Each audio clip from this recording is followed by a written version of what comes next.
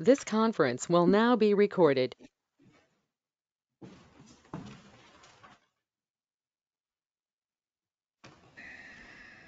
Hold on a minute.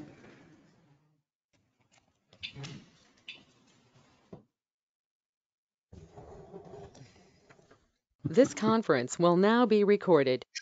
All right. It is 6 o'clock, and we will call the zoning board meeting of September 17th, 2024 to order. Our first case tonight is case 24-15, a special exception for Wallace Products Corporation.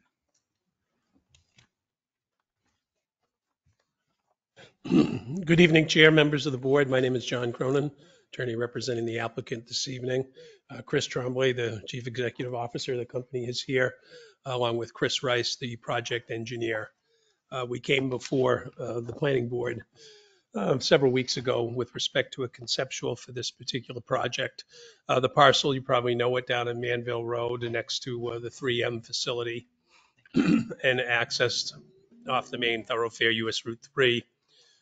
Is been on the market for an extended period of time. Mr. Tremblay and Wallace Building Products, they're engaged in business doing manufacturing and assembly, really light assembly of building components, trusses, walls, and that sort of thing for the construction industry. So if you saw buildings in greater New Hampshire being constructed, it's likely that some products from Wallace Building Products are incorporated in those buildings. They're a growing company. They're looking to relocate and consolidate their two locations that they currently have. And they came across this piece, which has been on the market for an extended period of time. They took a look at it. It's between 100 and 125 acres. Final surveys have not been completed. And as you can see it on the map or the plan, as Chris adjusts for me.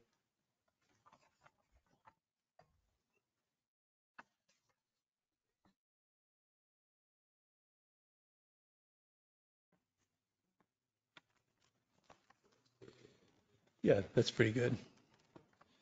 So you can see that the site, it's a large tract, and you see the Wallace Building Products, the industrial light assembly campus being identified in the core in the middle, close up to US 3, some rail siding there, which makes it attractive for their particular purposes.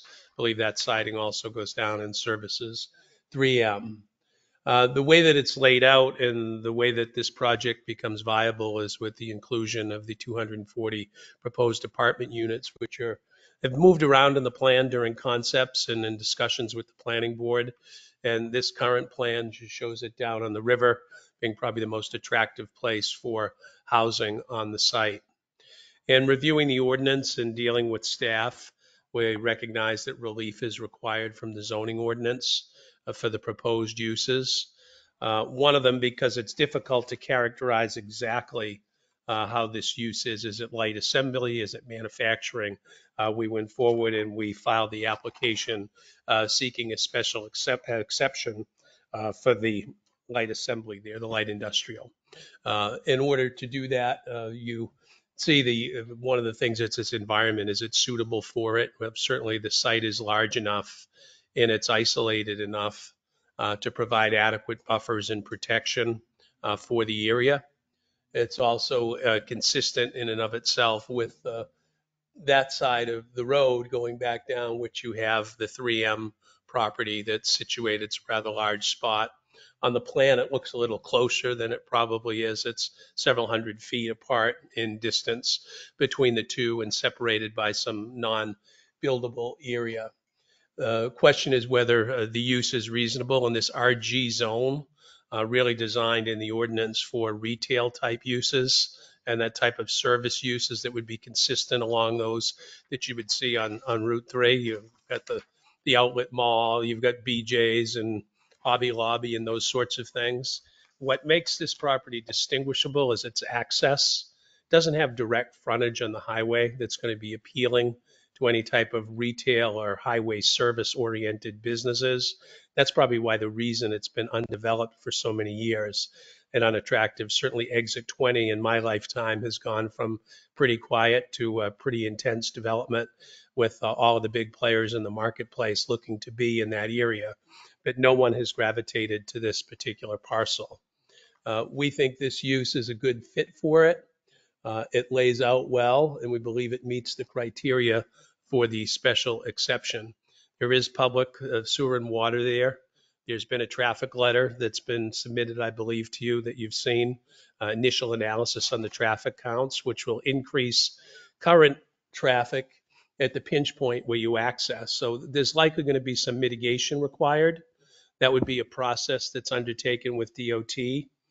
There has been a scoping meeting to determine what intersections would be studied in the course of that formal traffic study, and that's always a consideration for the planning board in conjunction with DOT to make sure that we can manage the traffic counts well. This type of use compared to a busy retail site will have far less traffic and certainly much less congestion where you have constant throughout the day traffic going to a retail site and heavy seasonal and weekend type traffic. Household and residential piece, I know that's on the variant side to allow that use and the 5 criteria I'll address. The historically, I think 25, 30 years ago, people would be concerned about, oh, housing and apartments, what's this going to do to our budget in our schools?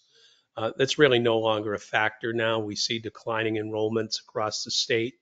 We see much lower birth rates, and we see a lot of communities closing schools or consolidating schools.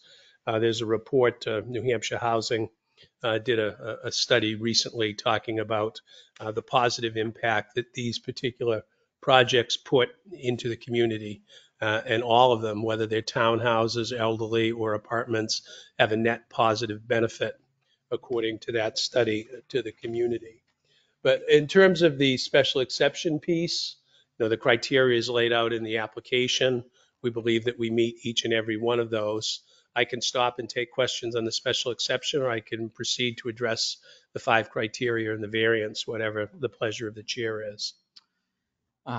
Kind of historically, we usually take them one at a time. You guys like to continue doing that? I concur. Yeah. It's 2 different. Yeah, so that's basically lays out the special exception piece. So you can see the buildings, how they're laid out in a campus style. One thing I did not mention that we talked about extensively at the conceptual is this site has some remediation, some environmental hazards that are on it that have been remediated. So you see those gray areas, track 2 and track 3. Those have been remediated in this development. We've had experts look at it, and environmental is consistent with the requirements that are imposed on that particular site for compliance with the remediated areas. So I know that's a question in a lot of people's mind. I think some people are under the impression that the entire site may have some contamination, but there's 2 isolated sites where things have been capped and remediated.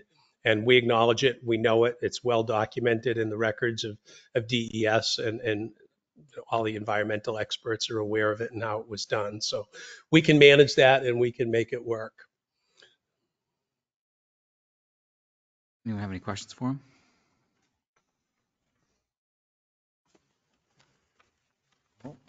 Oh, yes. Okay, go for it. Open for our comments? Yeah, we're just question him and. Oh, okay.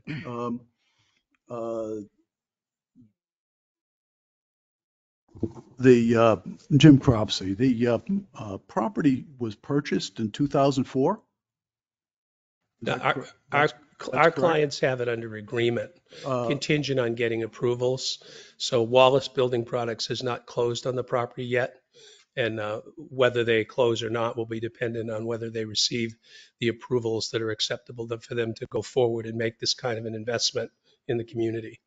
Understood.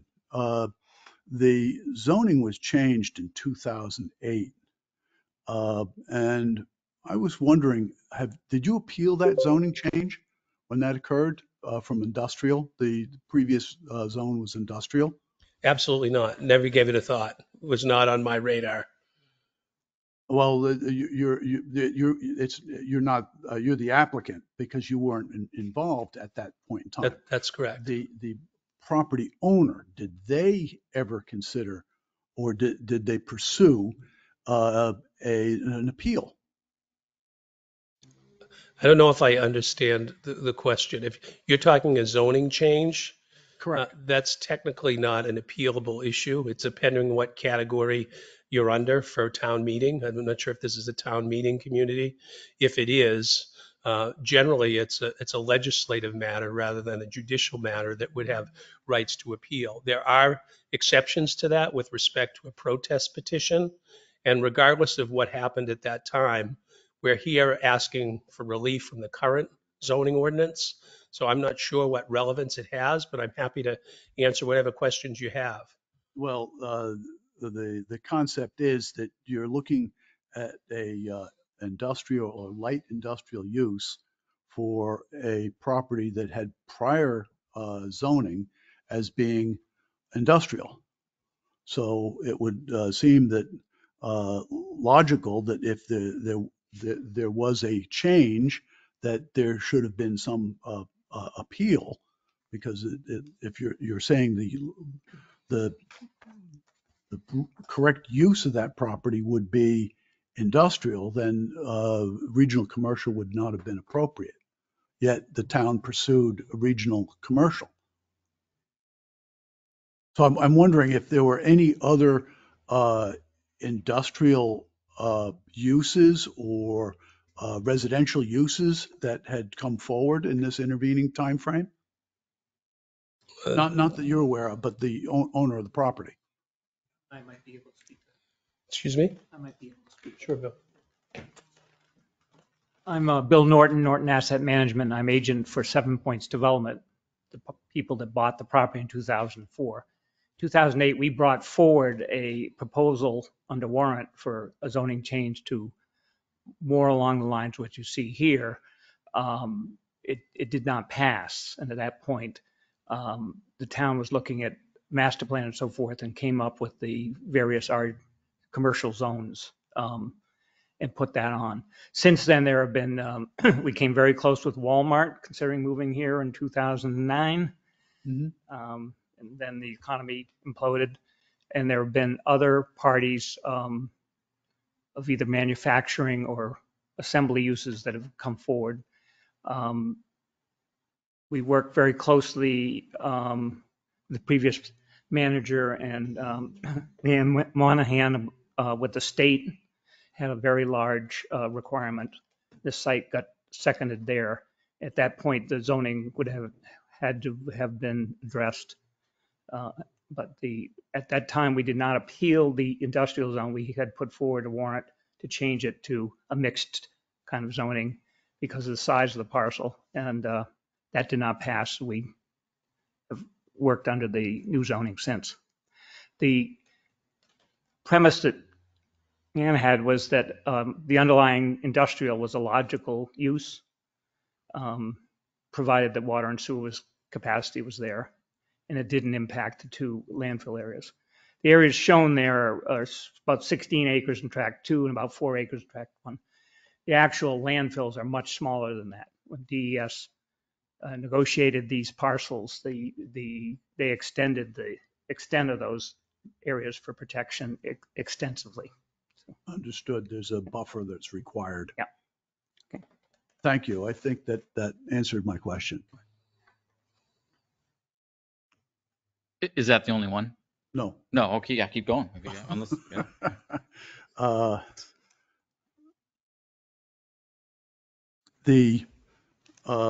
You're not looking at the river setback of 250 foot from the Winnipesaukee River, Yeah, we're certainly looking at it. but you haven't portrayed that on this plan. Well, the no build line is 50 feet from the Correct. river. Correct. So they'll be set back beyond that. But I need to bring to your attention that this is a major wildlife transportation corridor for megafauna coming from the east and the west and north and south. And there's no other crossing on this side of 93 that would prevent the moose or what have you from crossing 93 in order to get to the other side. This is the best location. I'm aware it is of today. I was forwarded a report I believe that you commissioned from an expert that identified some of the issues with respect to the property. And this is going to require a AOT permitting from the DES, which is a pretty intensive process. Most AOT applications make reference to the Heritage Commission. They do the wildlife requirements for the studies in both fauna and plants, and that's a comprehensive analysis that's done.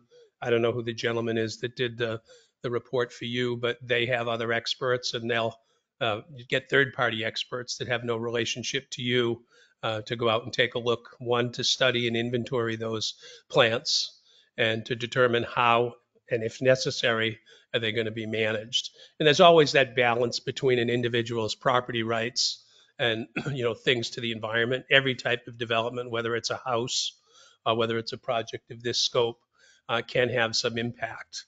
That's why cities and towns have the authority to go take properties and purchase them and acquire them if they think they're valuable for conservation or wildlife and shouldn't be developed. To my understanding, there's been no effort on behalf of any of those groups or any of the national groups to try and preserve this land and restrict it from development. If I may, Yeah. Chairman, to clarify, we did not commission this a report. It's not a report. It is merely comments that we would enter in the public section. But we wanted to be sure that you would be aware of the situation. On a different tact, on this plan, I now see, having a different plan than I was presented previously, that you have one rail line access siding off of this property. Are you planning any other rail line accesses? Because it would appear that the only other way of getting access is through an asbestos dump, one of the sequestered areas, tract 3. No, there's no additional siding proposed. Just the one siding. Thank you. And I don't want to monopolize. I do have. No, it's kind of working. You got a list. Keep going. We can just work through all of it. So I'm actually relatively familiar with this area, and I believe that 3M still has several different processes that are kind of noxious, let's put it that way. Primary wind being from the north and the west. So they're typically going to be taken away from this area to Belmont. But they are rather noxious. And I wonder at the time whether or not they're actually unhealthy when I've been there, when they've occurred. And I don't know if there are any advance warnings that 3M has as to when one of these emissions might occur. I'm not aware that 3M did communicate with us, I believe with the board, and highlighted some general concerns that we can meet. Certainly the plan, as we said, the scale of it does not show the intensity of the buffer, but we can do things like relocate the dog park, provide more intensive plantings in the buffer, and perhaps relocate buildings. And that's a conversation we typically have with the planning board and with 3M. Mr. Tremblay's been making an effort to reach out to their principals. As a big company, it's not that easy to get the decision maker, but we read their letter as an invitation to have a conversation and try and get them comfortable, which we aim to do. Has anyone performed an archaeological assessment on this property? Not to my knowledge. I would think that would be a good idea under these circumstances. This is one of only 2 areas in this area where the water is shallow enough that I can walk across in chest waders in most of that area that's portrayed on the river, not directly next to the asbestos dump because it gets far too deep there, and it's good habitat for a certain number of fisheries. But the only other location is on the other side of town, on the other side of 93. So have you considered like an air filtration system for these apartments, or in case there's an emission from 3M? Just so I can kind of put things in context, typically when somebody signs a purchase and sale for a property of this size and magnitude, one of the preliminary steps, of course, is to get the engineer to do a layout that works for the client. And intensive studies such as archaeological and heritage commission are not done until you get the variance or the zoning relief that you need. Otherwise, you're wasting dollars, right? Because if we don't get the relief that we need, likely that Wallace Building Products will say thank you very much and move on and look for another location. So the studies that we typically do in connection with the state and the planning board, most of those, or I think probably all of them that you inquire about, haven't been done, and it wouldn't be typical for someone to do it at this stage. I was just curious as to whether or not you had seen any that were available, having been done from prior projects. I have not, no. And I wouldn't look for those yet. Uh, I'll just pass that by. I'm a developer myself, and I look for all of this background information whenever I move forward on a project.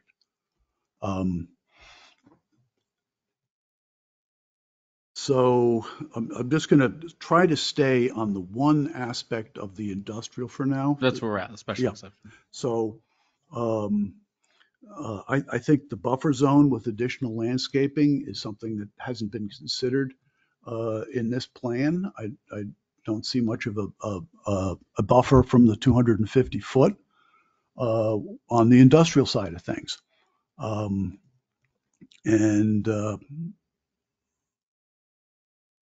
I think that is right. And- So they have the lines here, the 200. 250, but it doesn't include the road, does it? This is where is the 250 calculated from? Here? I don't Because it should be from the actual shoreline. Yeah. Do we know where the 250 is calculated from the shoreline, or It says 250 foot shoreline protection line. so We're from the assuming that's from shoreline? the shoreline. Yeah, and again, members of the board, this plan is the result of the best available information we have, aerial maps, GIS maps. This We is have- conceptual, yeah, not it's surveyed. conceptual. We have not done a field survey yet. That would come, assuming if we were successful this evening, but similar to what John had mentioned, client doesn't want to pay to have the 100-acre site surveyed and detailed if we're not going to get past step one. Right. The Okay. shoreline, this would require a shoreline permit from DES for any work that is within the 250-foot buffer, and we're well aware of that. Okay, very good. And I think that answers most of the questions I have at this time on the light industrial use. Got anything, Steve? No, I think Right now? covered a lot of it. No, Brian? I'm all set. I'm all set.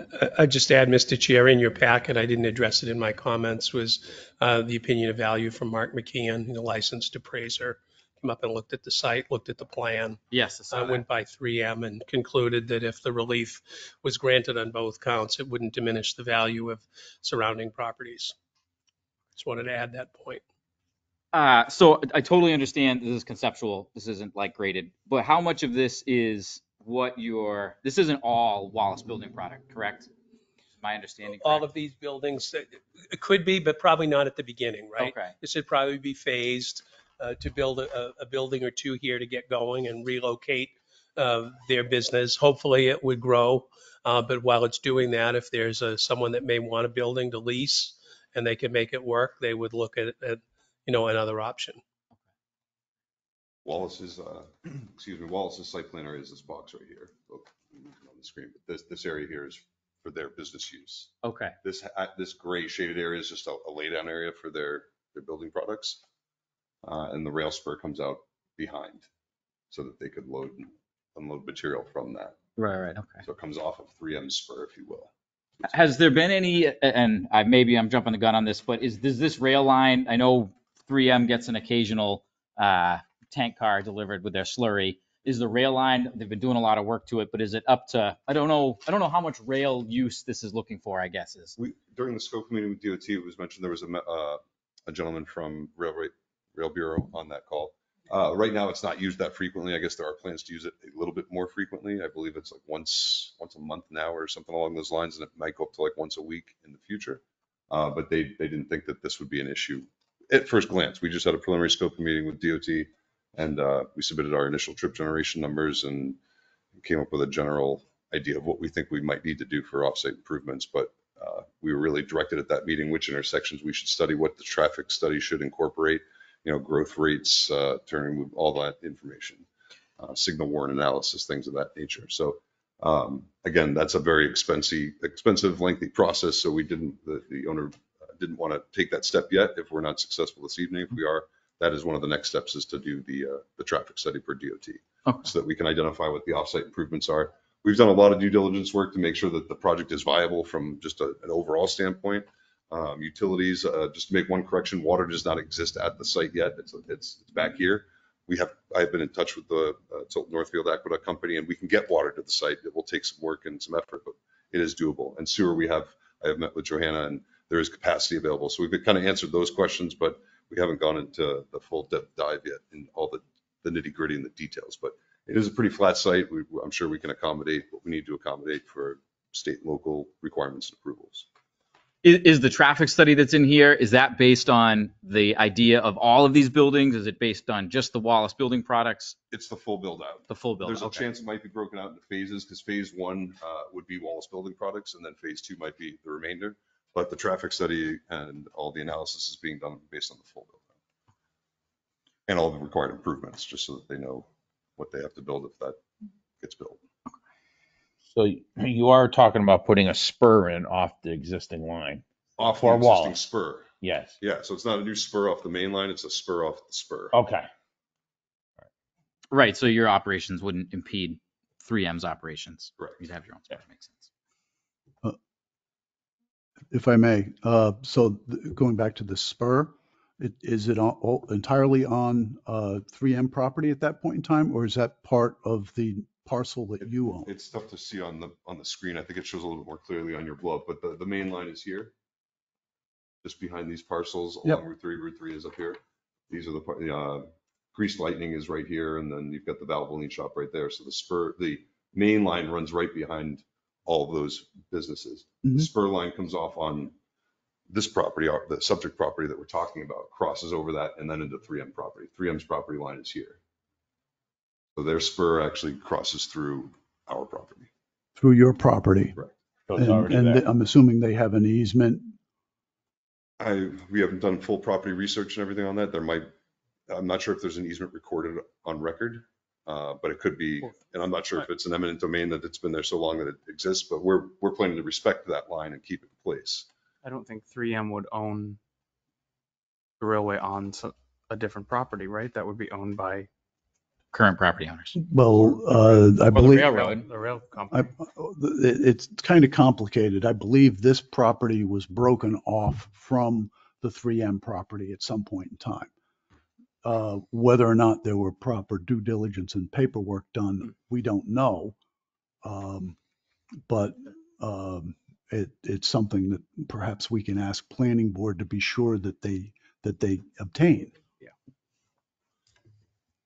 There may very well be a document on file. I just didn't want to misspeak and say that there was if there wasn't. So is this something we can look into or accommodate a request from the planning board to provide some documentation to formalize that? Because we have no intention of changing it. Right. Yeah, allowing for deeded access. This is just some measurement. 3M did submit a letter. I was going to read it once we get into the public comment part, but they commented about, to Jim's point, about concerns just maybe with some exhaust fumes. Just in some quick measuring, it doesn't seem like, it's using an online software, so it's not surveying.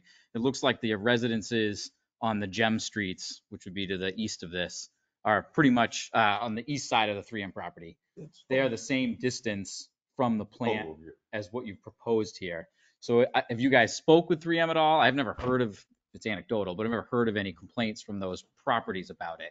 So I don't know if they've spoken with you or that letter was the only communication. It's the letter. Chris Tremblay may have been the last few days, but I know he's been making an effort since we appeared at the conceptual to get somebody that is familiar with this site. You know, you're not talking to someone here at this location, it's somebody at a different headquarters to try and get it. And I don't think he's been successful. Okay. Yeah.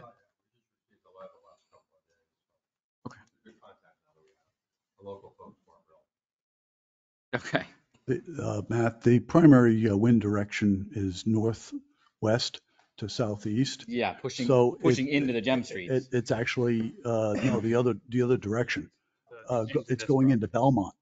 So, The wind comes from the north west and the west and goes to the southeast. to the southeast, so it's So- like diagonal across. It's going a diagonal, so it actually is going into Belmont, which might be why no indication has come into Tilton from the gem streets.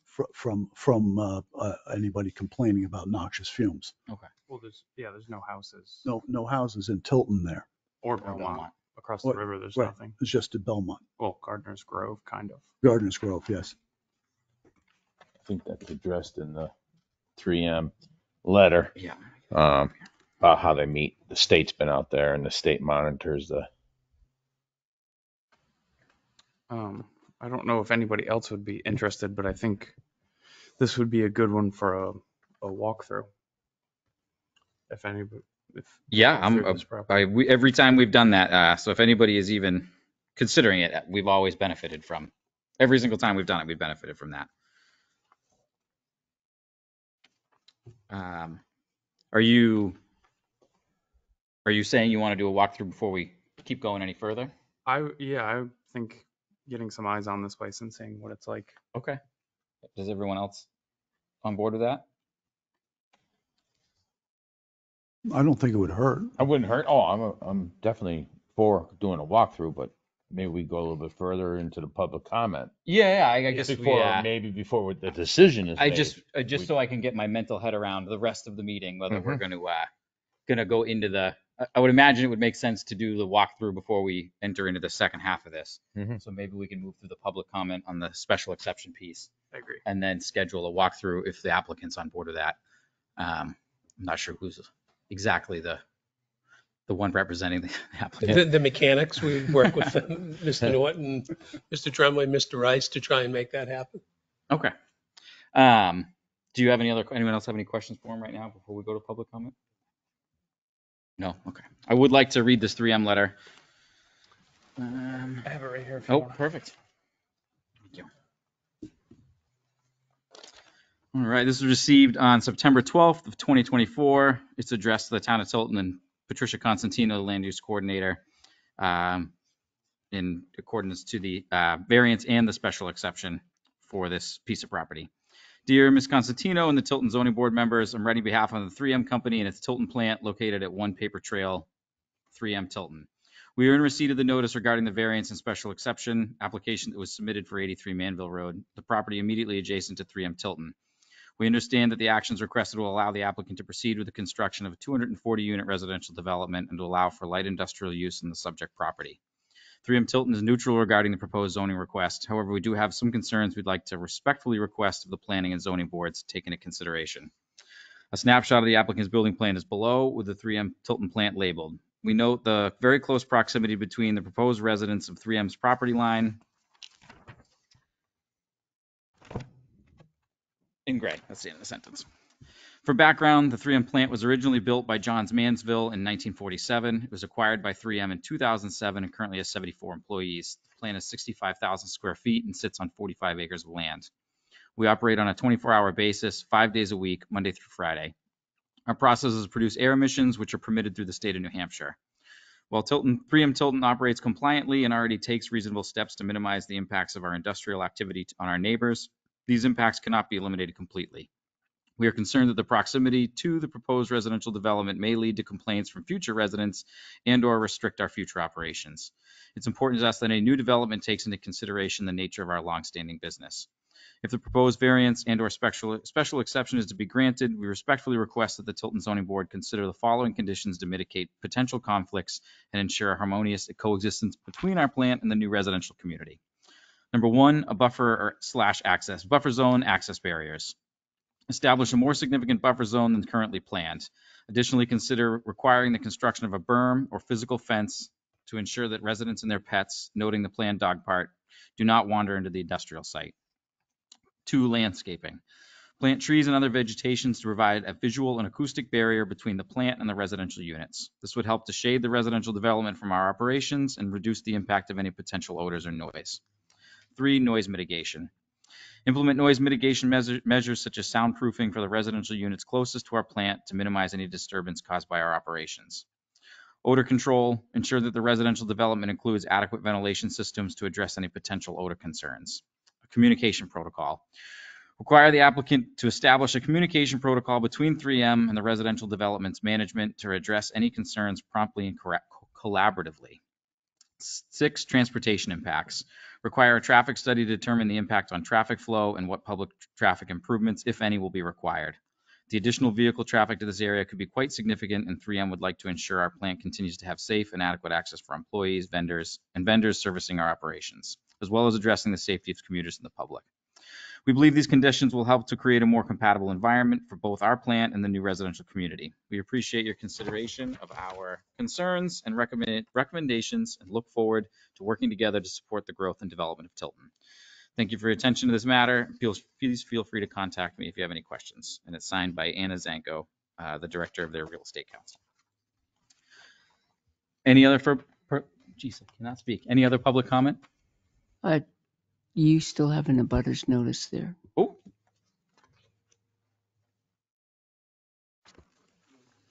What's that? DOT. DOT? Oh, here. Oh, thank you. A second letter dated September 17th of 2024 to the Town of Tilton Zoning Board, referencing the 83 Manville Road, Tilton Zoning Board case 24-15 and 24-16. Dear board members, the New Hampshire Department of Transportation provides the following testimony in response to the above proposals. The New Hampshire Department of Transportation remains neutral towards the above referenced proposals to allow the light industrial use in the regional commercial zone and for the proposed 240 unit apartment community in the regional commercial zone, so long as the site does not cause additional water runoff to enter the Route 3 right-of-way and state drainage system, and no work takes place within said right-of-way without prior approval and permits from New Hampshire DOT District 3. Additionally, as previously discussed, a new driveway application for an increase in use of Manville Road is required from the Town of Tilton. Thank you for your consideration, and this is addressed from Michael Kimball, the Access and Utilities Technician. Thank you. I missed that one. Any public comment? I have that letter from email from Peter Spear. I can read in, but I did not want to detract from anybody in the public who's been waiting for an opportunity to speak. Okay. Is that so? Did we get the letter through the town? We did not get that letter through the town. We got that from Jim Cropsey, and at the bottom of the letter, it suggests that it's his friend. And Okay. if either or, I would suggest highly that if he reads that, then he recuses himself from the rest of the meeting. The only reason I asked, we didn't receive that letter as like a part of the public input formally through it. So if it's something you as Jim would like to read into the record as your outlook, that, yeah, by all means. But that's not public comment that the town received. He is a resident of Tilton, I believe, and residing at 95 Silver Lake Road, so a near neighbor. But if you're saying I must recuse myself if I read this information, then I don't think I should recuse myself. I can't speak to that. And that's the legal ramifications, Pat? You have a document that we don't know the line of where it's coming from. The protocol is that any documents that come in go into the land use, and then it's sent out to zoning and or planning board. That didn't happen. It went right out to planning, and it clearly says, nice seeing you and Isabel last night. Thank you. So that indicates to me that it's a friend. So my job is to protect the town and the optics. So I know you and I know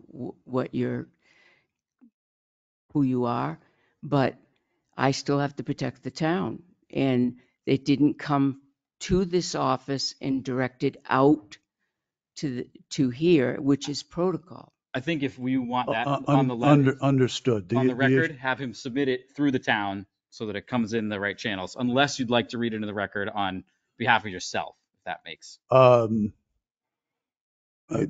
think I understand what you're saying, Matt, that I can do this on behalf of myself as a public comment. Yeah.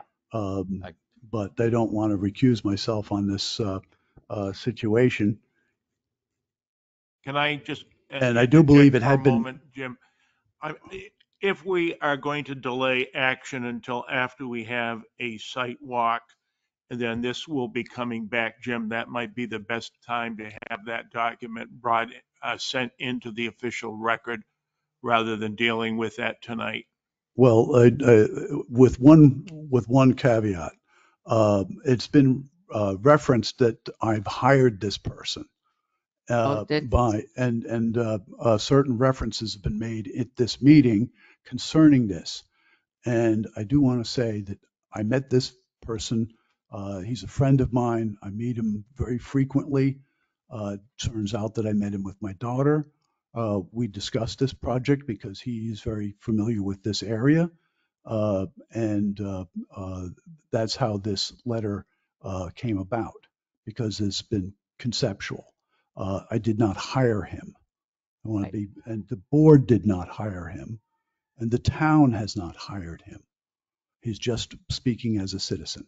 Now, I Very good. appreciate Thank you clarifying that, Jim. I don't think that any whatsoever indication from our office that we ever thought that one iota. So going forward, we need to know that if anybody wants to have a public comment, it comes directly. And we've had several, as you know, come through the office, and it's read publicly through there. But I think Chuck has a great idea. We'll just have him resend it. And if you're going to go through a walkthrough, Thank you. It gets read next meeting. Sound good? Sounds good. I just wanted to clarify that we did not hire him. Yeah, and you did very well. Yeah, just have him send it in and then we could read it in. Any public comment online? I don't know if anyone is online, but it doesn't look like it. Hard to tell. Yeah. We have the plans in front. The plans in front of it, Matt. I don't know that we have anybody else. Yeah, I think it runs on the side, but I think that lets whoever's online see if whatever that's being projected. There's no one online. Nobody. Okay. No one. Okay. So a walkthrough is if that works for the applicant and the landowner. Should we move to the residential aspect first? I think that it would be cleaner if we break now, do the walkthrough, then that way we have had a site walk. We can use the walkthrough for both cases. Great. For both cases. We've put our eyes on it.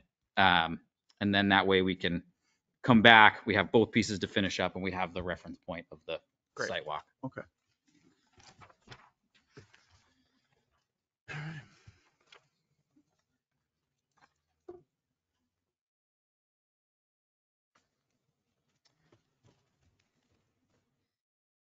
The Tuesday nights continue to work for you guys?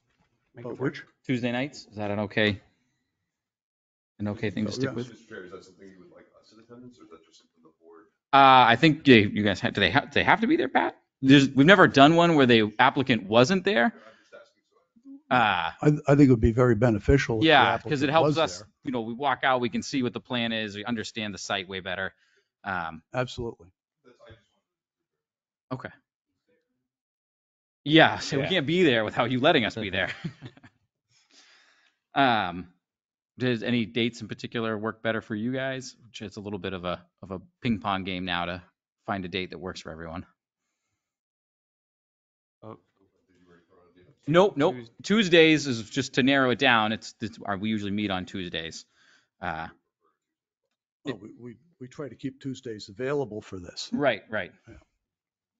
So Tuesday would be best. A Tuesday.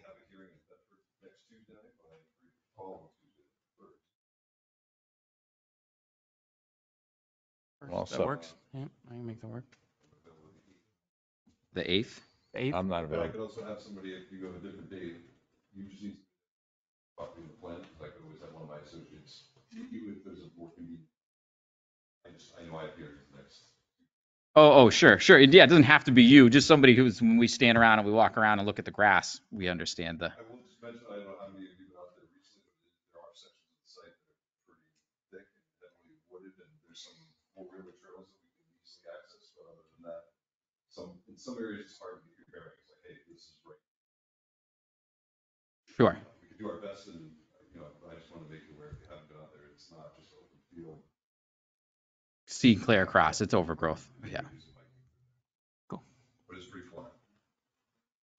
I mean, next Tuesday's fine for me if it's fine for your associate or whatever. Yeah, next Tuesday works. I think I can make that work, yeah. Does that work for you, Chuck? Yep. Say next Tuesday. 24th. 24th. I do have some medical appointments coming up, but I go for it. 24th. Go for it. Okay. Go for it, 24th, okay. go for it. 6 p.m. or? I may have the same thing. 6 p.m. work? It's getting darker early. It's going to be dark at 7. Would you like to do 5 o'clock? Well, it's 7:30. I think 6 is, we're not going to spend an hour and a half, I don't think. That's true. How long do you think it would take to, it's 125 acres. It's a large site. I don't know how much would you like to walk, or if you're just probably going along the shoreline, or if you're. It'll take 30 to 45 minutes to walk it. Call it an hour. Okay. Plan for an hour. Plan for an hour. Very good. So 5? Is it 5:30? 5:30 sounds good to me. Okay. 5:30 work for you, Chuck? Yeah. Relatively speaking. Sure. Brian? Yep. 5:30. Okay. Is that enough time for you Forgot my phone today. to post it? I mean, like, yeah. Okay. Okay. Okay. The 24th, 5:30.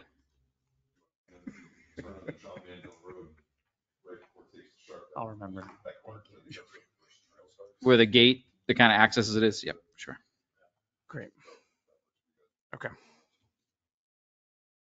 First gate on the Johns Manville Road. Yes, so you make a right on John Manville, you go past the Beltline store on your right, go straight until Manville. That'd be on the left. But there's like a little pull off there, that can break it on the right with the first trail. Okay. Right, bef- At least we can all meet there. And that's better. Right. right before the pond on Manville, Yeah, it's you as you pull Even onto before that. Manville Road, there's like a little turn off. right there. It's kind of like a dirt. So I was thinking like right here. Oh, perfect. Okay. This is the grease lighting, that's valve lane, so it's Great. So here. right there at the corner, yeah. Okay. right there. Oh, maybe not. Okay. the spot. But I was just thinking, Straight. meeting spots, everybody knows. Right where you are. the Yep. sign is Yeah. for the. first Excellent. Yeah. Very good. Just don't close public comments. You can have that letter. Yes. Yep. We probably do need to make a motion to continue it to the 24th. Correct, Pat? We need a motion to continue this to the site walk on the 24th. If you're just continuing this one or both? We Both. haven't opened the next one yet, Okay. Oh, yeah, good point. Yes, so we would just be continuing this one. yes. We should have done the motion first, technically, but Yep. is there any motion? I'll do a motion. You Go ahead. you second? Okay. You wanna All make right. the motion? I'll make the motion that we Jim- do a site walk Makes a motion to continue the meeting to the 24th of September. and For to a site walk. continue ZB 24-15 and ZB 24-16 until we do the site walk. And I think that way we include both on the site walk, which I think we want to do. Correct? I mean, I agree. I just Yeah. don't know if the formality of that matters. Oh, because we haven't opened 16 yet. Correct. Right, we haven't started But we have case to 16. continue 16. Correct. Pat, are we getting caught in the weeds here? Yeah, Does it Yes. matter? yes, you are. It doesn't matter. No, Okay. Okay. but All it's right. on the 24th and not the 8th. The 24th. 24th of September. Okay. Okay, Jim made a motion to continue continue this meeting case ZB 24-15 to the 24th of September for a site walk. And we're continuing it from public comment. Yes. I will second it. And seconded by Steve. Those in favor, vote aye. Aye. Aye. Aye. And nays? All right, that is approved, and we will continue this case till the 24th. Thank you for coming in. So after the sidewalk, we need to come back here for the second portion of the meeting. We usually continue it to the next month's meeting. That's what we've done in the past.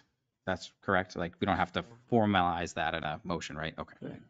Yeah, so it would move to the next month's normally scheduled meeting.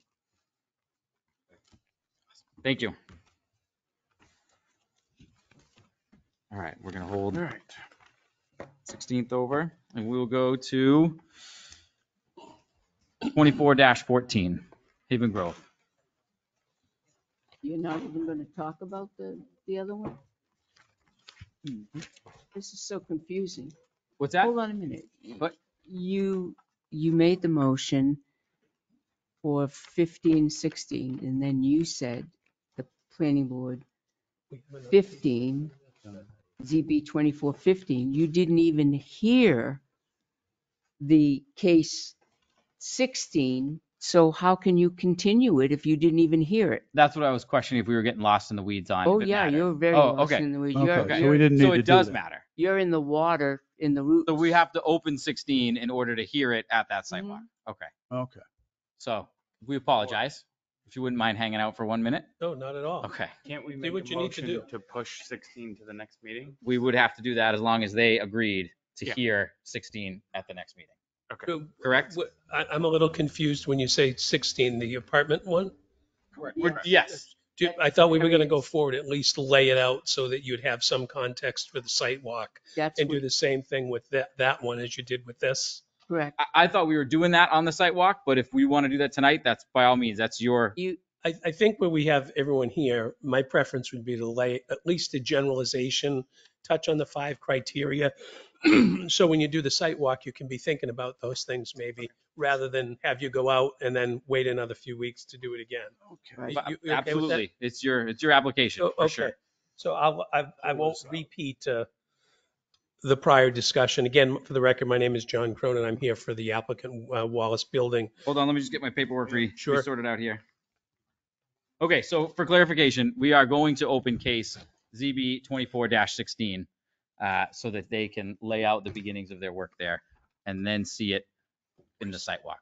That's my fault. I thought we were going to hear that piece of it when we were out there that day. So I apologize. That's my fault. Ditto. No worries. We're all trying to get it right. Thank you, Pat. Okay. We're gonna wait for- 24-16. Yeah, good evening, Mr. Chair, members of the board, John Cronin for the applicant. Chris is going to pull up that plan just so that we have it for reference. As I discussed in the prior case, which I'll incorporate the comments by reference, saving time. We talked about the generalities of the site, the DOT scoping, and all those sorts of things that are going on. But one of the things that attracted Wallace Building Products to this site, and one of the necessary ingredients, was the opportunity to have housing. To make the numbers work, make the project work, and provide some housing for a workforce that would be there. I think it's no secret that throughout New Hampshire, all types of housing are needed, market rate, elderly, workforce, subsidized. These are proposed as market rate apartments at this particular time, built to current codes, life safety standards. They would be air conditioned, insulated, and certainly extra care would be taken relative to the comments of 3M. The design of this moved around quite a bit. It was on different sections on the site. Initially, it was over above track 2. Some discussions with the various experts thought that this was the best site.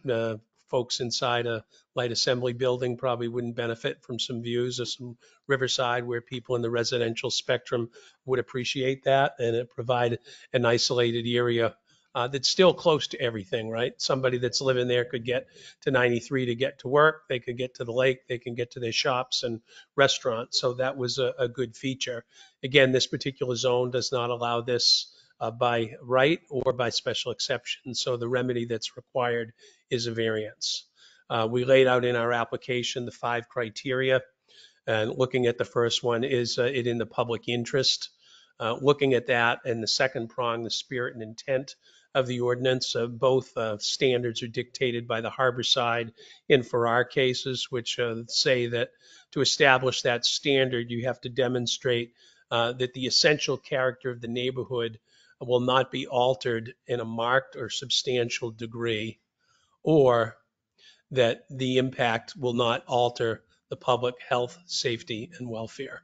So when you look at this for a housing, the site's very large. Certainly there's enough room for it to be buffered and to laid out where it would be separated from both the 3M site and the light assembly site. That neighborhood is got some residences up there already, which I think the chair noted that is not familiar with any negative comments from 3M, though some may exist. It seems like the prevailing winds may be headed to Belmont rather than sticking close by. So in that particular sense, the character of this neighborhood is not going to change very much because these are going to be so far out of sight from everybody, really not going to be seen. They'll be protected on the upside by the buildings, which will be known to the folks.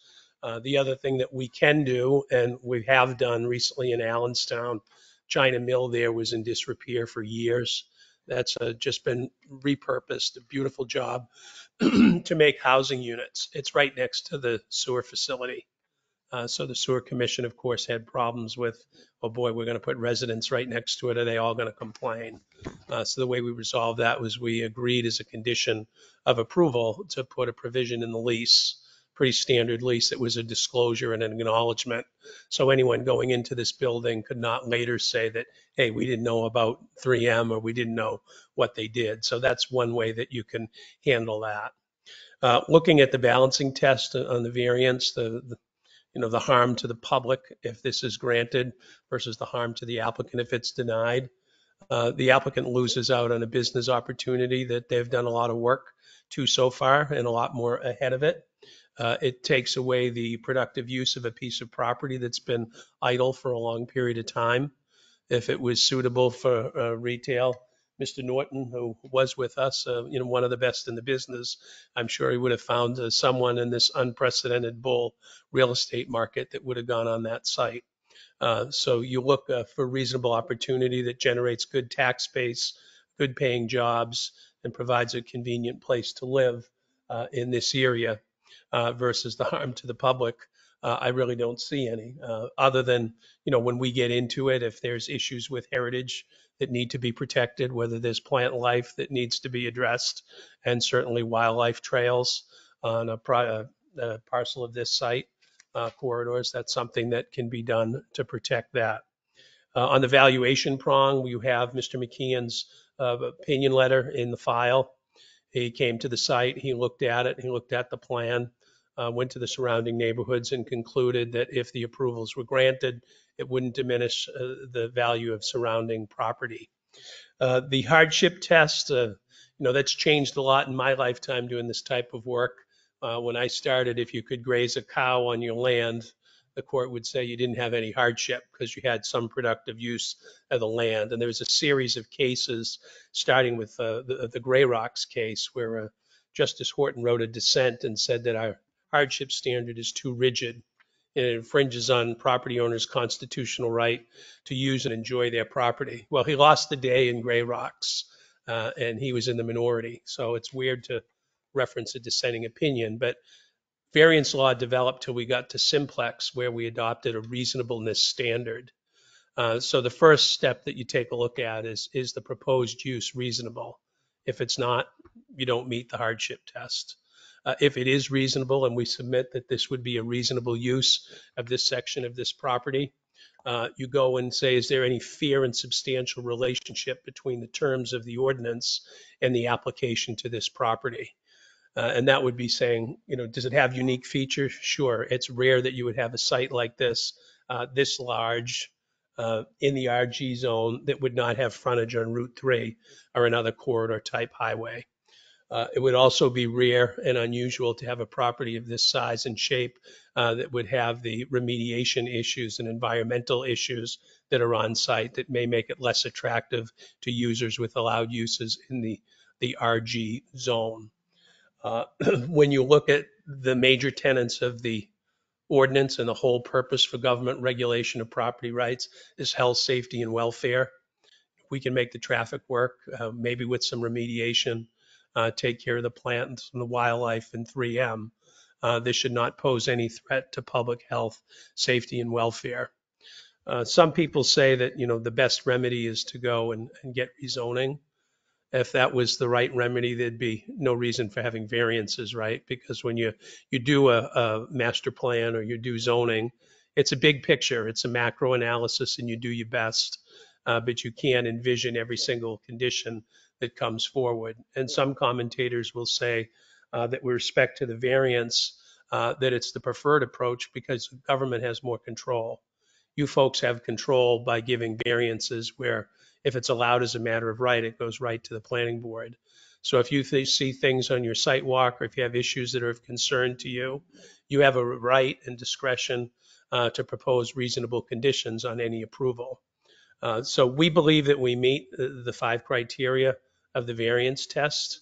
And we hope that after you go and take a look at the site and get your input, that you look favorably on it so this project can go forward and be a good contributor to the community, provide housing resources that are needed, and provide a great industrial base for taxes and for jobs. Thank you. Any questions for him? Jim?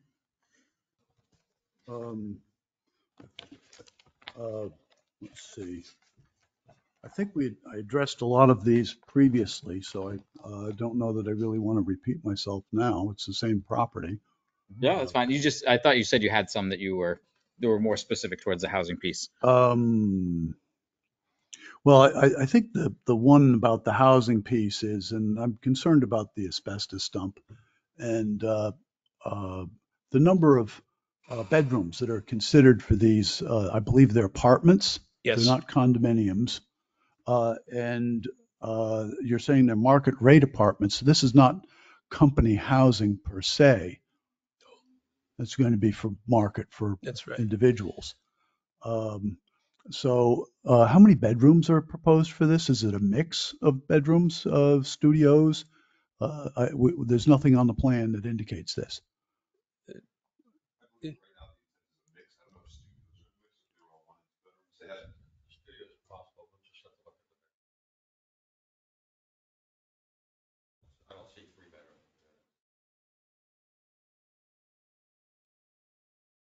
So a mix, because the issue I find is that potentially if these are all 2-bedroom, there could be as many as 480 kids right next to this asbestos dump. And the industrial park, railroad, et cetera. And kids, especially boys, will do what boys do. And I have the scars to prove it, including playing in such an industrial park when I shouldn't have been. So that's the caveat that I have is wondering just what kind of, and perhaps this is not the time to do this, what sort of protection that dump may have, or the rest of the industrial park from kids wandering around your buildings and through your industrial processes. Sure. It is on our radar. We've done all the research for all the available reporting and remediation that's been done to date. Should we be successful, the next step, which we have already received proposals from a geotechnical engineer to do further testing so that we can kind of hone in on the exact limits of that asbestos area.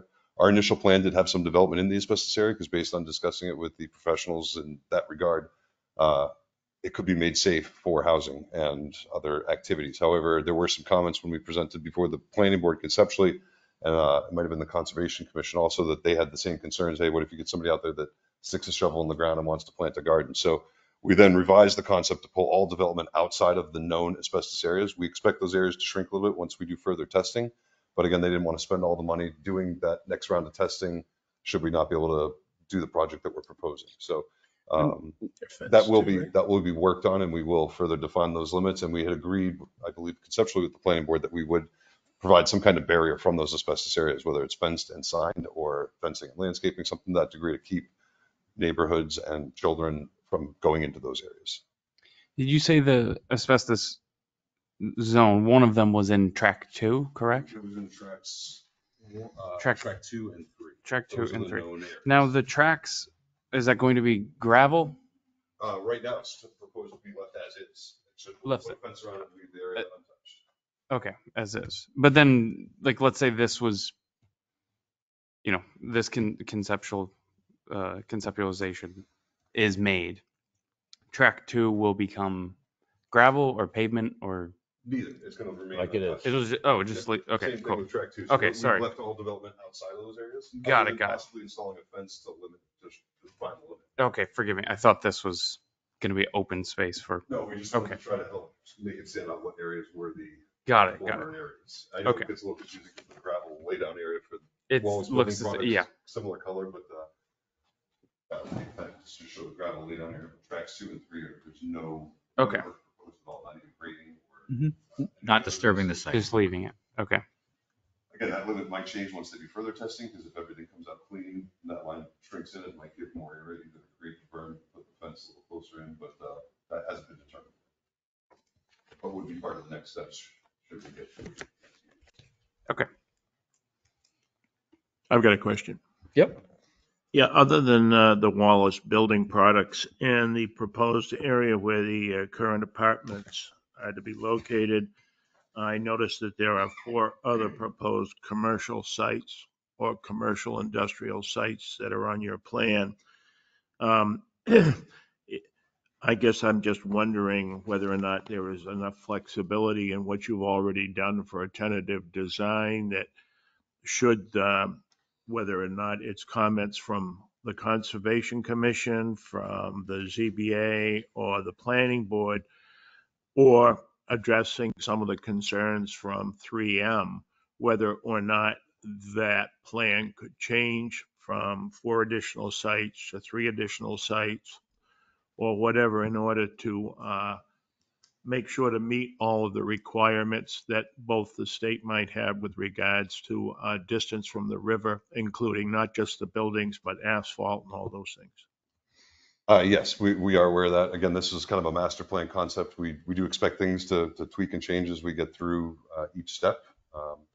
Once survey is done, the exact limits of the property are going to change a little bit. Once the wetland survey is done, the wetland setbacks and all those buffers will be established. And so that will be one of the next steps. Most of the site is a conceptual level. The only one that is kind of nailed down in terms of size and scale is Wallace Building Products, the phase 1 area, and the apartment area. When I say the apartment area, we could always massage that, rotate things. It was just in terms of number of units, but the other industrial buildings shown throughout the property are just placeholders right now. So if you've got one user that wanted both of those and combined into one, we could do that.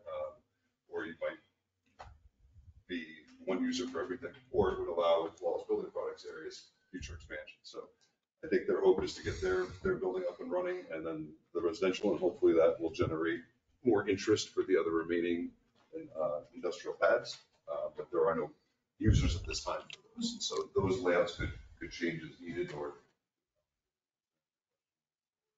conditions that we receive through. So in a nutshell, all we're dealing with right now is conceptually is approval of the Wallace Products site and a site somewhere on the property for the apartment units, 240 apartments. Okay. Is that sorry, Chuck. I was wondering if the 240 was a limit, or that 240 might change if you're not able to do any further industrial development and increase. Well, they're asking us for 240 units. So Correct. if we approve 240 units, they can't put any more than 240 units on. We'd have to come They back have to and, come back for another variance. Right. Correct. Okay, Thank you. thank you. Just because I just want to make sure I understand Chuck's question right, and I think I have it. So if you, as you're laying out and you're putting this, if you lost one of these industrial buildings, that doesn't consider it a project killer to you. The core of the project is the Wallace and the apartments. Okay, just making sure I understand that.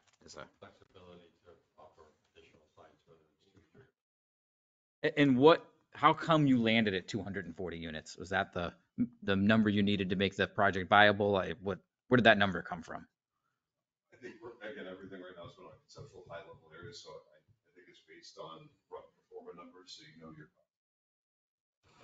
rough construction costs are for their facility, and then what your infrastructure costs are going to be, roughly what the water connection fees are going to be, water main extension fees.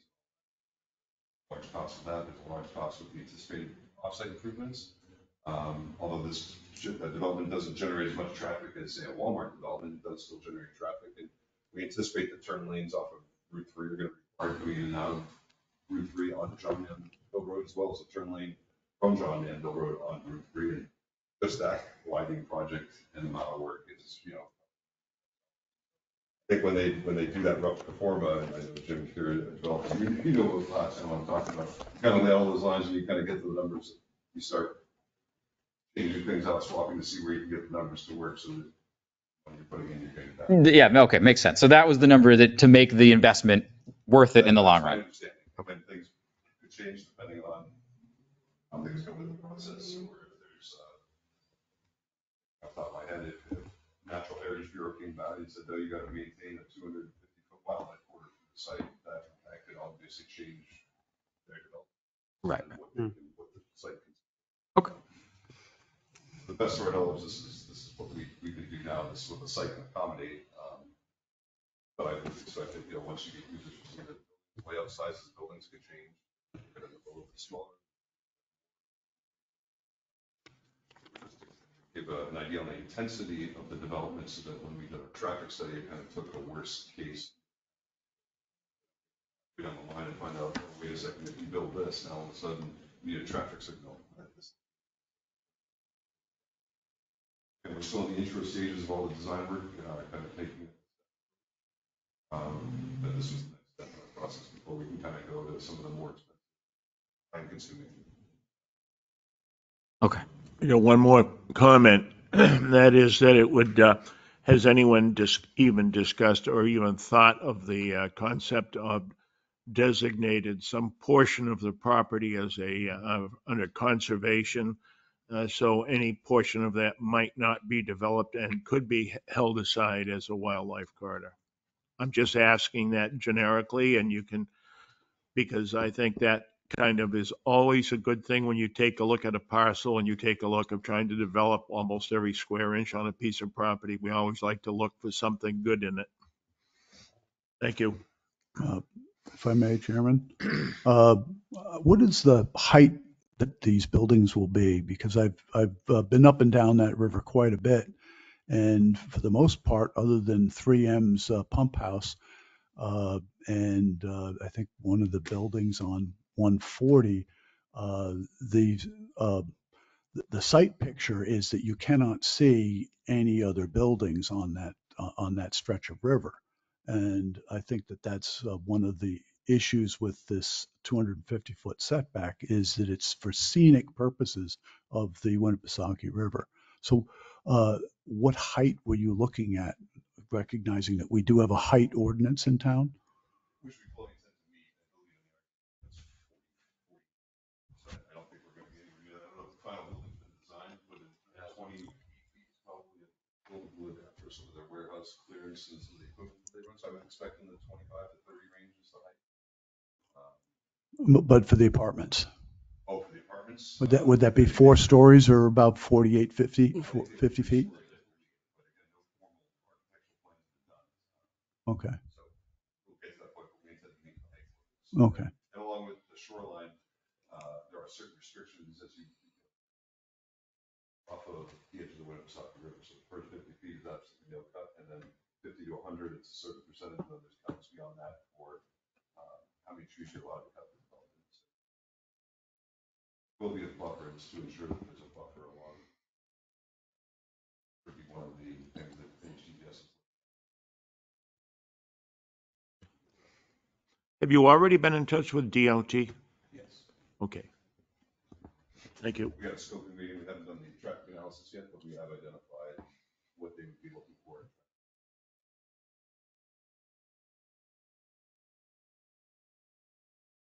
Any public comment? Are you guys satisfied? You got a question? I think I've asked what I need, but I Yeah, almost don't up. know if we have anybody online still.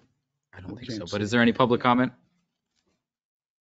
Yeah, I guess one last comment. My biggest concern would be the river in proximity to the apartments. But it seems like that's a state thing, right? Like Line protection. the, Dictates the have, distance. so they just have distance of what you can do up to it. And so we should, in theory, we should have no concern how close stuff is to the, Well, As long as it, I mean, as long as it, to me, as long as it adheres to what those setbacks are, and then also fits with that piece of property, and that's where the site walk, I mean, Right, Yeah. comes in. Okay. Huge piece there. how high that embankment is. Yeah, how high that embankment is. I think of like, the hotel project, once you went down there and you saw all the old growth stuff there, it kind of changed the whole outlook of like, oh, there's a lot of old growth still. Yeah. So okay. it's a good Yeah, call on I this. think, the walkthrough will answer that question, I suppose. If there's no other public comment, I'd like to move that case ZBA number 24-16 be continued until the 24th on the sidewalk. 24th of September. Motion's been made, I will second. seconded by Steve. Any further discussion on that? All right, those in favor? Aye. Aye. Aye. And the ayes have it, so we'll continue that to 24th. Thank you. Thank you.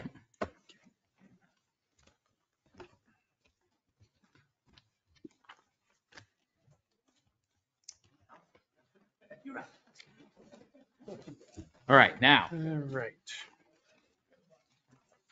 that Pat has set me straight, we're on the narrow. We're on to case 24-14.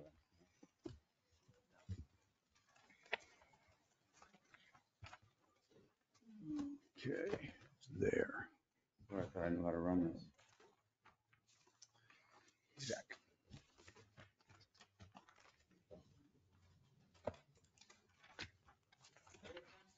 I thought I did. I had one training on it one time.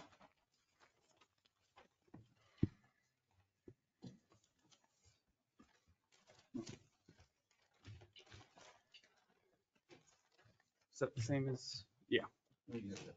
Oh, you got a bigger What's that? You get the same one. Yeah. Yeah, I think I just have a bigger version of it. Did you not? I got a bigger.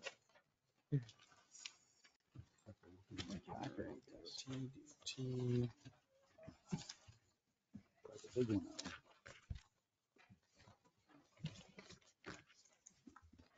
Oh. My name is John Bernard, and I'm here to amend the last approval that we had. I hope to make this one a little quicker than the last meeting you just had here 10 minutes ago. We've already all been out on the site walk, so we know what we're dealing with. And basically what happened is that through engineering, through engineering and developing the site, we found a way of getting the same amount of units by using 3 buildings instead of 2, which would allow us to basically get to the same 12,000 square footage that we have, but having a less of impact on the land. The approval that you had last time that was granted was for 12,000 square feet and for 2 buildings, and that's what I asked for, and that's what you granted. Again, as it goes through engineering and it gets passed off to the storage facilities that build these all the time, they came up with a better plan. So we're asking for still 12,000 square foot storage, but instead of 2 buildings and 3 buildings. And we also added a maintenance room that we have here, which is 600 square feet. I wasn't sure if that really needed to have a special exception or not, because it would be allowed in the zone by standing on its own. But we've included it just to make sure. All the drainage calculations have been done. We've passed that. We just recently received on Friday our permit to put the road in, the loop road in. We have both DOT permits, the DES permits, which I meant to say, for the loop road. We have both driveways, egress and enter and leaving for, from DOT. Those are all recent. So I think we have everything that we need to do. We just need your blessings on this. And again, it's not a big change, but it's more of a housekeeping thing. We're in 3 buildings instead of 2, and we've added a 600-foot. So at that point, I'll sit and rest if you have any questions. Start down here this time. Go for it. One of the purposes is the lay of the land. It's the best fit for the buildings on the property. 3 buildings fit better than 2. Simple. Yes. Less of an impact, less square footage on the paved surface. The impervious surface is smaller. If you would imagine, I'm going to stand over here. I don't have a mic, but.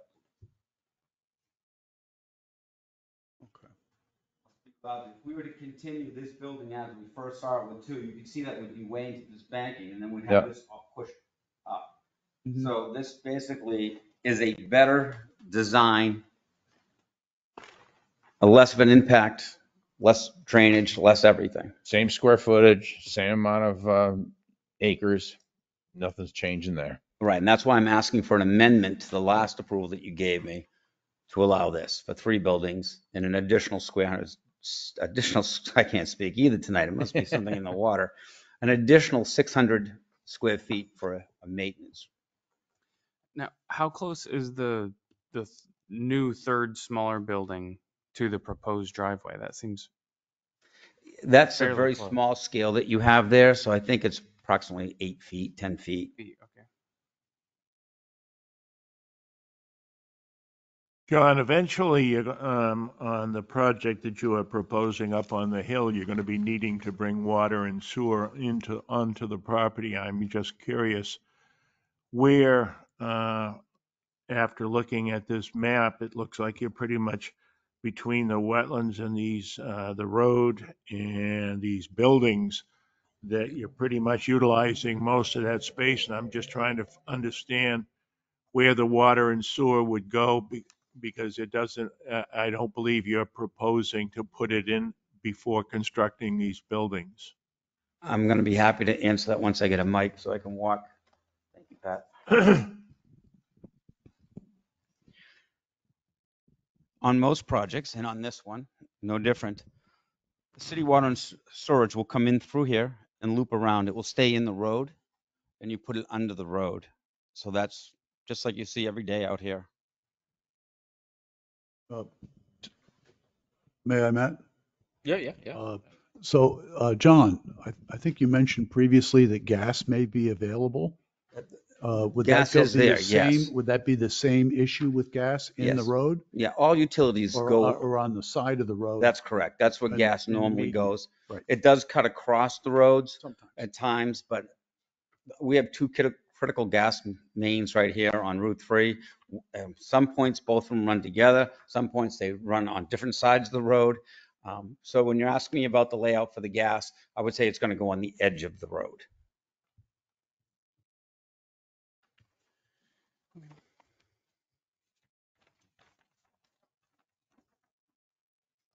Anyone else have any other questions? No? Any public comment? Oh, what's the? Anyone online? No? Alrighty. So is this just an amendment of the last one, Pat, or are we reapproving a new case? Good I question. think we're approving a new application Is it, that is an amendment of the other one, this right? is So we'd have to just go through the 14. considerations. Okay, This just is making a sure new I one. keeping my Okay. Officially a new my one. form correct here. We looked at that and both the procedures were exactly the same, Okay. so. Matt, to answer your question, it's a whole new case. Okay. All right, we'll close public comment then. Any comments from the board as we deliberate here? Nope. No, it's pretty straight. It's the same Yeah. project. Yeah. Same thing. Yeah, Just same project. Same project. almost gives me the thought that maybe when we do this in the future, unless there's like a reason we're tying it to 2 buildings, maybe we should tie it to square footage. But that's kind Good point, Matt. Yeah. of anecdotal. But Yeah. might save some people some hassle. Yep. Okay. Okay, the specific site is an appropriate location for such use. Are we all in Agreed. agreement of that? Yes. Yes. No factual evidence is found that property values in the district will be reduced due to incompatible land use by such a use. All in agreement? I don't I'm in think agreement. Yep. no change. No change. No valid objection from abutters based on demonstrable fact. There's no input from abutters. Correct. No nuisance or hazard is involved. In agreement with that? Yep. Correct. Adequate and appropriate facilities will be provided for the proper operation of the proposed use. We all in agreement with that? Yes. There is adequate area for safe and sanitary sewage disposal. He's hooking up to town sewer. Everyone in agreement? Yep. Yes. And acting in such an exception, yeah, that's the end of it. Cool. All right. Any motions? I will make a motion to pass the amendment to ZB 24-14 to allow a special exemption from 2 12,000 square foot buildings to 3 12,000 square foot buildings. Total square foot. Total. It's not an amendment, It's it's a- just yeah, a just regular say- we're case. just- Oh, I'm just making a I'm motion. sorry. Okay, I will make a motion to pass ZB 24-14 to allow a special exemption from 2 12,000 square foot buildings to 3 12,000 square foot buildings. Seconded? Wording it like that, he Wait, can have gotta 3. second it first. Oh. Any second? We got to second the motion first? Oh, yeah. We got to second the motion first? I think maybe we should amend the motion. We got to second the motion that's on the floor so we can have Second it. discussion Second about it. Okay, all right. I thank second. you. Okay. Motion made and seconded. Any discussion? And then deny it. Yeah. Worded like it is, they can have 3 12,000 square foot buildings. Right. Yes, correct. We should probably amend I would like to make a motion to amend his motion to approve ZB 24-14 to allow for 12,600 square feet of storage buildings. Including whatever maintenance shed, To include a maintenance facility. to a maintenance include the building. maintenance that you requested. All right, let me write this out here. And could you also make it subject to whatever prior restrictions we may have had on it, just to like speed it along? I don't recall offhand all of the, if there were any, and what they might have been.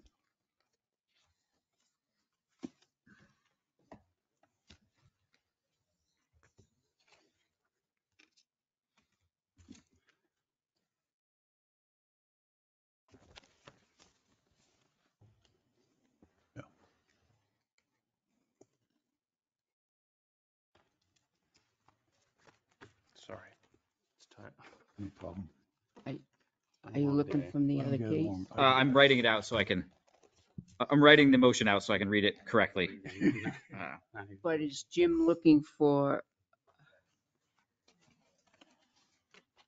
Uh, The restrictions that we may have put on I think the only restriction we put on was 12,000 square Square feet in foot. 2 buildings. 2 two buildings. buildings? Correct, That was the only restriction.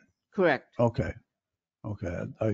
I thought I remember that. Oh, that's the housing part of things. The housing part was different. Sorry. Yep. Sorry. Sorry. Removing the numbers, we're just making it 12,000, right?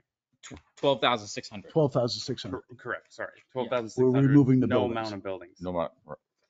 Unless Just in case there's a further change. Yeah. 12,000 square feet.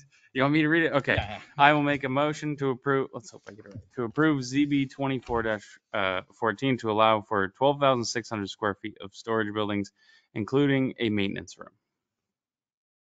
Okay. Motion's been made. The amendment to the motion has been made. I'll second it. Okay. Amendment has been seconded. Pat, yell at me when I'm messing this up. We're voting on the So amendment. we're voting now. on the amendment. Amendment now. Amendment to it. Mhm. Any discussion on the amendment? None. Okay. Those in favor of the amendment, say aye. Aye. The ayes have that. So the amendment passes, Mhm. and now we have to vote on it again, correct? Yes. Okay. So the motion on the table right now is to approve ZB case 24-14 to allow for 12,600 square feet of storage buildings, including a maintenance room. And that doesn't need to be reseconded. Correct. Okay. Those in favor of the motion as I just read it? Can I just ask one question, please? Yes. I believe on the previous plans, or at least one set of plans, in addition to it being a maintenance room, there are 3 parking spots, and I believe it's also was labeled as an office.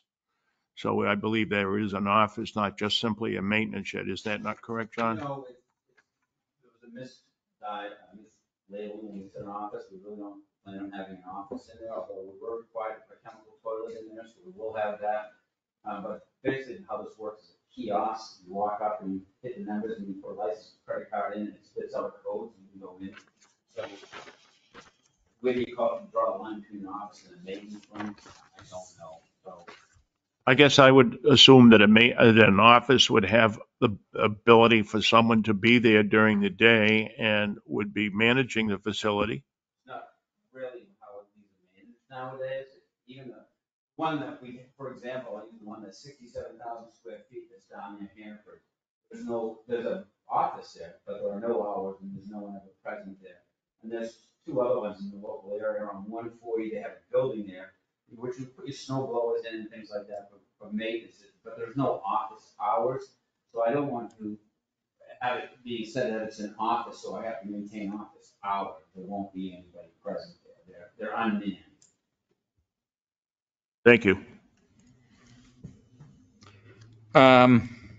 Okay, motion's been made and seconded, and we're at the voting point on it. Those in favor of the motion as read, vote aye. Aye. Aye. Aye. Those opposed, vote nay. And are you abstaining? I am. Okay, and 1 abstaining. So it has 4 in the positive and 1 abstain. And the motion passes. Thank you for coming in. Thank you. Oh, our minutes. Now the fun What's Now the fun fun, part? yeah. part. Minutes, cool. minutes, and minutes. Minutes. Oh, yeah. Did everybody read it? Now, Jim, you don't have any corrections, right? Actually, I brought all my corrections because they weren't entered. So I have a full list of them if you would like. I don't know which one you want to tackle first. Let's just go chronologically if everybody's on board with that. Oh, there it is. So we'll start with July 16th. July 16th. Very good. All right. Do we have a motion to approve the minutes from July 16th of 2024? I'll move Motion's been made. for the minutes from July 16th, 2024. Any seconds? I would like to amend them. We have to put it on and then amend it, right? Okay. Right. Or I'm following the form correctly. That is there? correct. Okay. Yeah. So any seconds on that? I will second. All right. Made and seconded. Any discussion? I would like a motion to amend them. Yep. May I read the, and maybe you should follow along I would with say me? if we could, I'll probably make some notes. Please- 'cause it's just like Yes, please follow along with 47 me. pages. So on page 2, the paragraph that begins with M. Carrier now turned to the employment of medical personnel, neither the 2017 nor the 2020, and I believe it's supposed to be 2021 approval. That's correct. So I would like to amend that to be 2021 approval. In the interest, do you have more than one amendment? Yes. I'll try to go through all the substantive ones. Okay. That's I think substantive. I would think at the page 6, it says property at 100. And I believe we should try to add Autumn Drive so that it not be confused with any other property or any other direction. It just Where says is it? 100. It says Right there. John Steele online, 80 Autumn Drive, and he goes through and said at 100, but it doesn't indicate where. I think that might be beneficial. In the interest of just ease here, everybody in agreement with that? Yes. Yes. Okay. Then I noticed that Tilton in that paragraph was not capitalized. I don't think that's substantive, but that's up for Pat's call. Well, she can grab it. She'll change it. Okay. Yeah. And at the bottom of that paragraph, it says facilities nationwide that are substance of use. And I think it says that it should be substance use disorder facilities. But I didn't read, I don't have the tape to review that. I would guess that I haven't found it yet. My guess is it's substance abuse, if I had Or to guess. substance abuse, but I think they were always using substance use disorder elsewhere. BP. Stated that they have over 37 facilities And that are I think substance substance of use is needs to be clarified. She'll have to go Substance. back on the tape in order to verify that. We can't just substitute. Well, She'll have to go back on the tape. Yeah. Understood, but So that's she'll- what they said. That's what they said. Yeah. But I think it's substance use disorder because elsewhere No, they I think it's discussed substance abuse. substance. You facilities. said substance abuse, I think. Yeah. I defer to whatever's on the tape. Okay. Got it. Okay. Um, Point of interest. As we're going through all of these changes, and I don't mind going through these all, but if we're gonna go back and double check the tape, then we're not gonna be approving these tonight. So I'm just wondering whether or not every single one, I mean, keep going, Jim, but I'm just saying, Just because we can't approve this now. no, we 'cause can't have to approve send it this back. tonight if Yeah. we've gotta go Okay, back so now and listen to you the want to tape leave again. this as, because I don't know what the tape says. If this is what the tape says, then this is what the tape says. Yep. I think we should go through the rest of the document to bring it up. Absolutely. And Yeah. then just leave the motion on the table Correct. until we get it back. Okay. Can you Correct. send those notes to us and we'll. I sent them to Pat to check the tape. I've listened to this one a couple times. You've listened to the tape a couple of times? Yeah. I could send it. I thought I sent it to everybody. It's They were marked in red. abuse. I think it's. It said abuse. I think it's abuse. Well, because it's Steele talking, not the. No, that was Flanagan. He should have had it right. That's why I thought that he should have had it right. And that's pretty much it right through,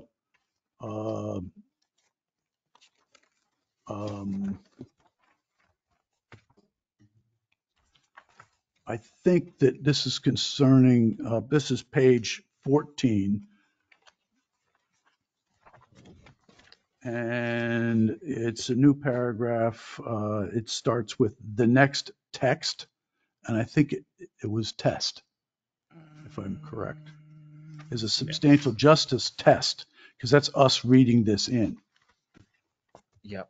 And I haven't found it yet, but the next text, yeah, I see what you're saying there. I would agree Okay. that that's probably test also. Yeah. And But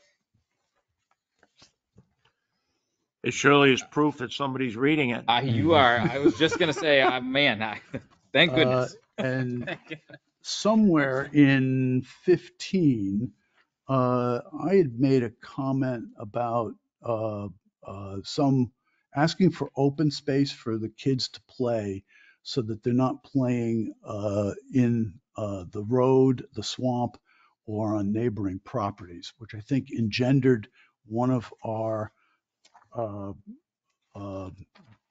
restrictions that we do some open space or some recreational space for the apartment complexes that were planned. And that was not on, I don't know where it is on the tape, but I recall saying that, but it's not in here. And I know it engendered a restriction. So I think that puts us in I better. vaguely remember that being said. I'm not sure who said it, but I vaguely remember that being brought up. Right. So I think you might be right, Jim. Yeah. And I don't recall exactly what I said. But if you want to just add something that Jim Cropsey requested that there be open space for kids to play other than in the road, the swamp, and neighboring properties. Because that's what engendered the restriction. And that should be on the tape. And it should be, yeah, but I think we can make that change now. And then we don't have to, as Chuck says, we don't have to go back to tape. But they're gonna have to go back to the tape anyway before Abuse. we can approve The it, Jim. abuse one. Okay, Abuse of use. okay.